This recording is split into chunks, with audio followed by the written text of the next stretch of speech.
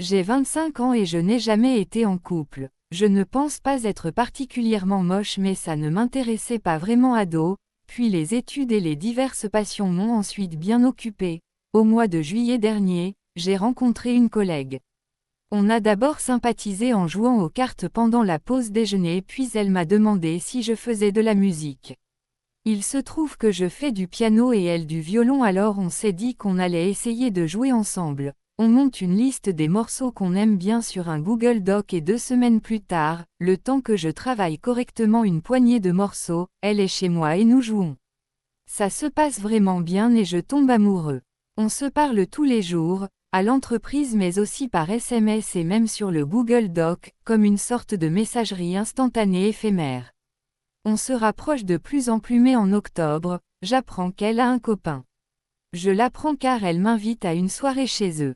J'apprends donc par la même occasion qu'ils sont propriétaires ensemble. Ça me met un sacré coup au moral, mais pas autant que lorsque j'apprends qu'ils sont ensemble depuis plus de 8 ans.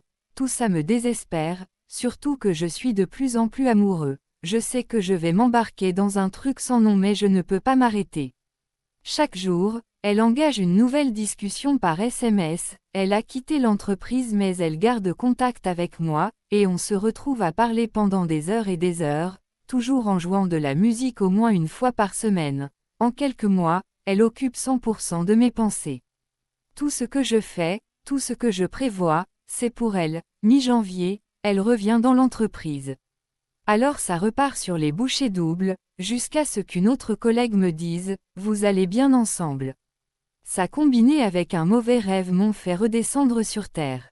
Ça n'arrivera jamais, je dois arrêter d'espérer et je dois passer à autre chose, mais je ne peux toujours pas arrêter de la voir, elle revient toujours vers moi, j'aime bien trop la musique et en plus, au fil des mois, nos vies se sont entremêlées de façon à ce que nous sommes presque toujours ensemble. Après 6 mois, je connais toute sa vie et elle connaît toute ma vie. J'ai tout de même l'impression que je parviens à me déattacher émotionnellement, je parviens à prendre du recul, et grâce à ça je commence enfin à remarquer qu'elle m'aime peut être plus que comme un ami. Je prends une confiance que je ne me connaissais pas. J'ose lui proposer des choses alors que c'était presque toujours elle qui prenait les initiatives. On continue à se rapprocher de plus en plus et, il y a 3 semaines, on commence, chaque matin, à s'envoyer nos rêves de la nuit. Il y a 2 semaines, elle me propose des dingueries que je ne peux prendre que comme des blagues mais je réagis en lui faisant comprendre qu'à tout moment ça se transforme en réalité.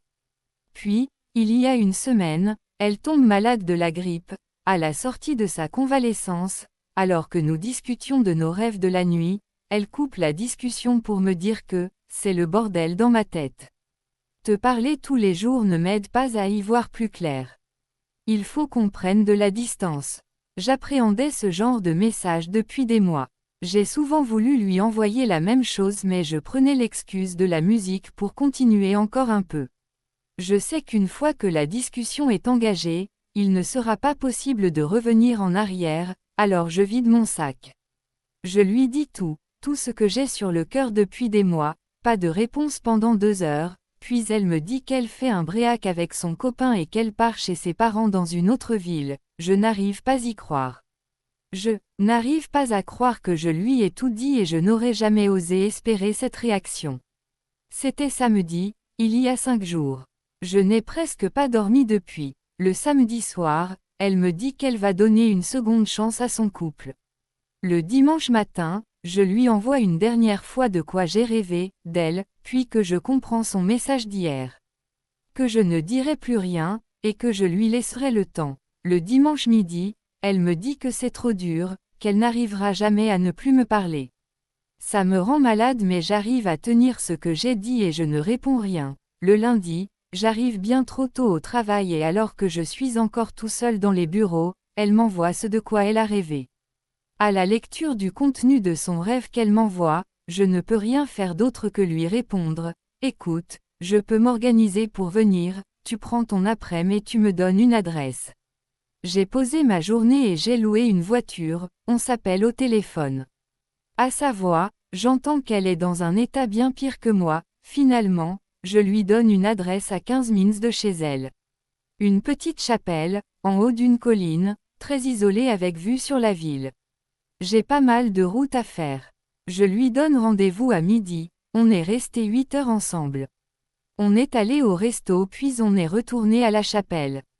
J'ai appris plein de choses sur ce qu'elle avait en tête depuis septembre.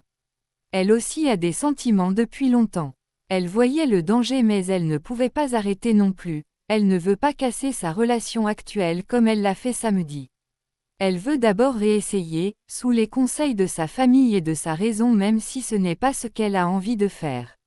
Bref, pas de conclusion, juste une après-midi très cool que je n'oublierai jamais. Pour la première fois on se parlait après s'être tous dit et c'était génial. Je décide de passer la nuit chez mes parents qui habitent à 1 heure et de rendre la voiture de location le lendemain pour couper le retour en deux. Je suis de bonne humeur quand je vais me coucher. Le lendemain, le contre-coup est terrible. Je n'arrive pas à travailler, surtout que je suis en télétravail. On ne se parle pas de la journée et le soir après avoir rendu la voiture de location et être rentré chez moi, sachant qu'elle aussi est rentrée chez elle avec son copain, je craque. Je n'ai jamais été aussi triste. Je maudis le monde, je ressasse toutes nos discussions de la veille. Finalement son choix est sûrement déjà fait, elle va retourner vers son copain. Aujourd'hui, je suis arrivé très tôt au bureau. J'étais tout seul. 20 minutes plus tard, je l'entends tousser à l'autre bout de l'open space, il y a des cloisons, on ne se voit pas. Il est encore très tôt, personne d'autre n'est arrivé. Je suis allé la voir et je me suis assis en face d'elle.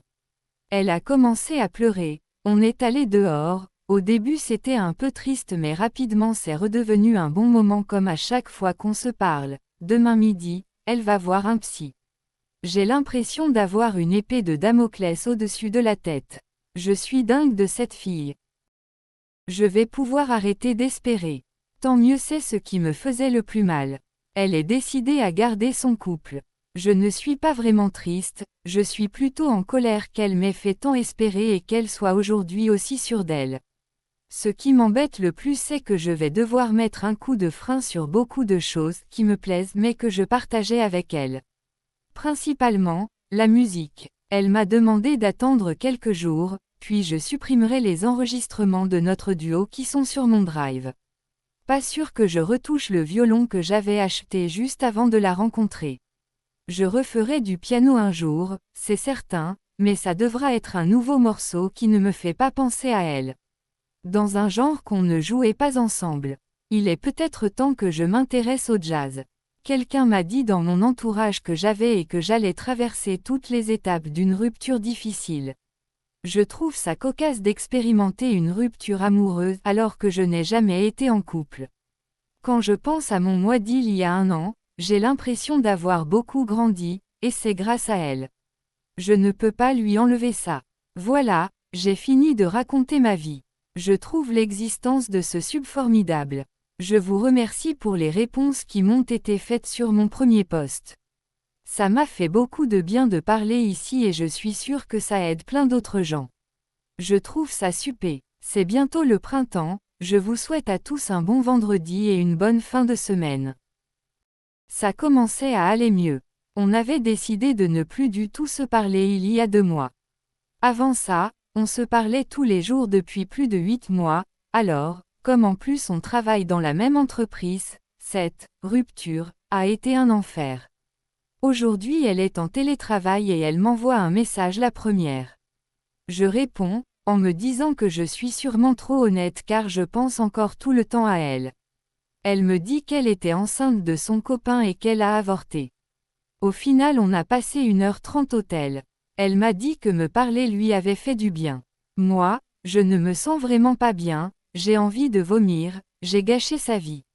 Je m'interdis d'en parler à qui que ce soit autour de moi. Je ne sais pas quoi faire. Edith le lendemain à tête reposée. Effectivement, comme dit en commentaire, il s'agit de la suite d'autres posts. Vraiment, je commençais à aller mieux. Ça faisait un peu moins de 2 mois qu'on n'avait pas échangé un seul mot et en me convainquant qu'elle me détestait, j'étais en train de passer à autre chose. Aujourd'hui je sais que ce n'est pas le cas, pendant les 1h30 de discussion, ce qu'on a principalement fait, c'est se raconter ce qu'il se passait dans nos têtes lors des fois où on se croisait à l'entreprise. D'ailleurs la conversation s'est finie de la pire des manières, pendant un blanc, mon téléphone s'est coupé car je n'avais plus de batterie. C'était peut-être la meilleure des manières finalement. Qui sait combien de temps aurait duré cet appel sinon, je l'ai quand même prévenue assez rapidement par un autre moyen de ce qu'il s'était passé, elle a essayé de me rappeler plusieurs fois juste après que ça ait coupé, pensant que j'avais raccroché. Elle est perdue, elle en veut à ses parents, je sais qu'ils ont beaucoup fait pour qu'elle reste avec son copain mais je ne sais pas s'il y a autre chose. Alors que je lui demandais qu'est-ce que je devais faire, elle m'a demandé ce qu'elle devait faire. Je n'ai pas osé lui dire, quitte ton copain, vends ton appartement, rembourse ton prêt. Je pense que ça doit venir d'elle. Il y a 4 ans, j'étais venu sur ce sub pour vous parler. Quelques mois après mon dernier poste, nous habitions déjà ensemble.